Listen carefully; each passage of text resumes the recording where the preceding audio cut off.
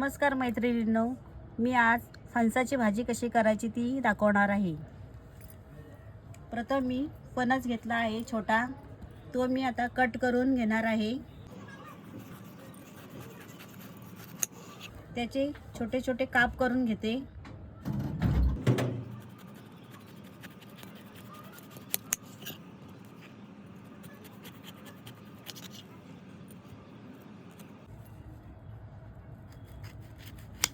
छोटे काप करून घेते आणि आता मी हे काप आहेत ते कुकरमध्ये शिजवून घेणार आहे।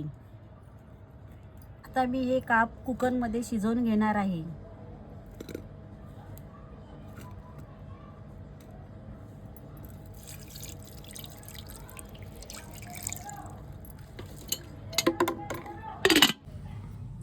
फणसाचे तुकडे शिजवून घेतले आहेत, ते आता आपण असे कट करून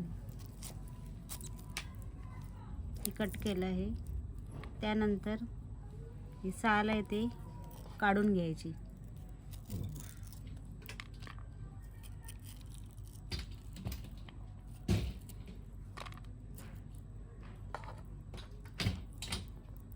त्यात असे बारीक बारीक तुकडे करून घ्यायचे।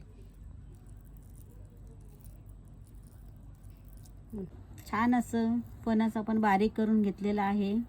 त्यामध्ये आता मी मसाला घालून घेते। त्यानंतर हळद घालून घेते आणि त्यामध्ये मी हे तिलकुट बनवलं आहे। तिलकुटची रेसिपी पाहिजे असेल तर कमेंट करा। छान असं मिक्स करून घेत आहे।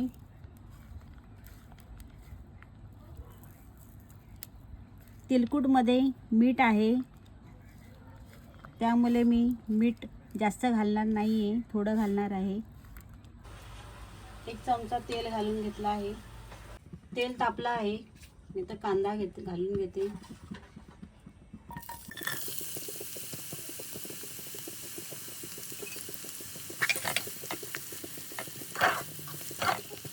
कांदा आपला छान मऊ झालेला आहे, पाहू शकता।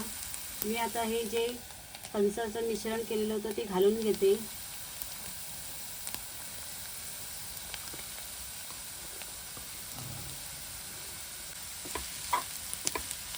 छान असं मिक्स करून घेते।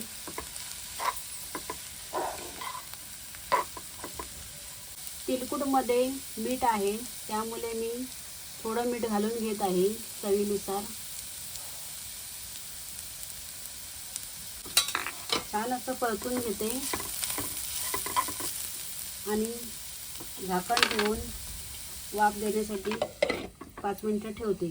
5 मिनिटे झालेली आहेत, बघू शकता। छान आपलं असे भाजीला पाणी सुटलं आहे। छान अशी भाजी वाफेवर शिजली आहे। मी आता कोथिंबीर घालून घेते। पाहू शकता आपले सर्व मसाले एकजीव झाले आहेत। भाजी आपली तयार आहे।